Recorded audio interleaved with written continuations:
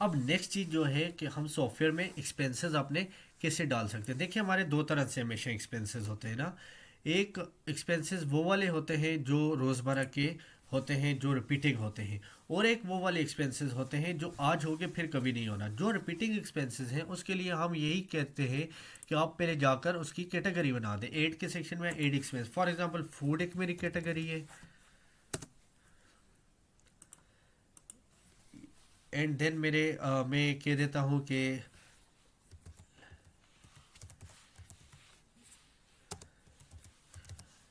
ये मेरी जो है रिपीटिंग मंथली एक्सपेंस है ना, तो इसको भी मैं यहाँ पे एड एक्सपेंस के पे क्लिक करके इसको ऐड कर देता हूँ।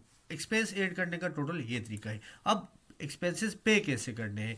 पे एक्सपेंसेस के लिए आप यहाँ पर भी क्लिक कर सकते हैं, नहीं तो आप ट्रांजेक्शन में जाएं, एक्सपेंसेस, मैनुअल एक्सपेंसेस, ठीक है। यहाँ पर भी, वहाँ पर भी क्लिक करें तो सेम यही ऑप्शन ओपन होगा।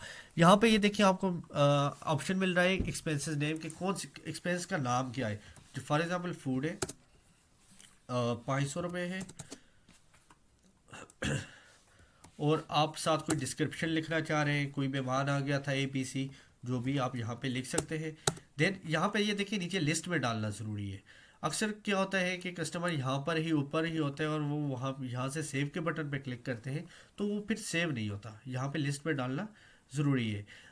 मैं सेव के बटन पे क्लिक कर देता हूँ। एंड में जो दूसरा मेरा एक्सपेंसेस है, इलेक्ट्रिसिटी, यहाँ से फॉर एग्जांपल इसका 1000 रुपये है। और डिस्क्रिप्शन आप लिख सकते हैं किस चीज़ की ये बिल है, यहाँ पे ये आप डाल दें।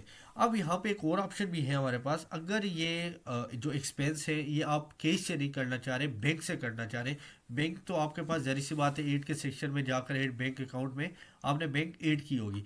तो मैंने मीज़ान बैंक तो ऑलरेडी ऐड की हुई है, तो मैं यहाँ से मीज़ान बैंक सेलेक्ट करके यहाँ पे सेव के बटन पे क्लिक करूँगा तो ये एक्सपेंस मेरे कैश पे इफेक्ट नहीं डालेगा, डायरेक्टली मेरे जो बैंक अकाउंट में अमाउंट होगी उसमें से काटेगा ये। तो अगर मैं सेव के बटन पे क्लिक करूँगा तो ये डायरेक्टली बैंक अकाउंट में से लेस कर देगा ये अमाउंट, ठीक है।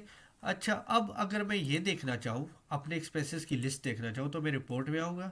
Then expenses list, expenses detail, ये मेरी सारी डिटेल आ गई, फूड, इलेक्ट्रिसिटी।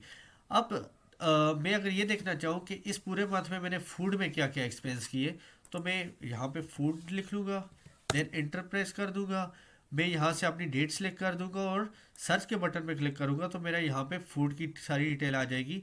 और जो मैंने उस पर फूड पे जो एक्सपेंस किए होंगे वो आ जाएंगे। फिर इस पर मैं प्रिंट पे क्लिक करके तो इसकी कंप्लीट डिटेल सारी निकाल सकता हूँ। मतलब कैटेगरी वाइज भी आप अपने एक्सपेंस की कंप्लीट लिस्ट यहाँ से देख सकते हैं। अगर आपने कोई इसके अलावा एक्सपेंसेस वगैरह डिलीट करने हैं तो वो आप यहाँ से देखें, ये क्रॉस के बटन पे क्लिक करके आप डायरेक्टली अपने एक्सपेंसेस को डिलीट भी कर सकते हैं। यहाँ से आपने एम्प्टी करने, दोबारा सर्च कर देना है।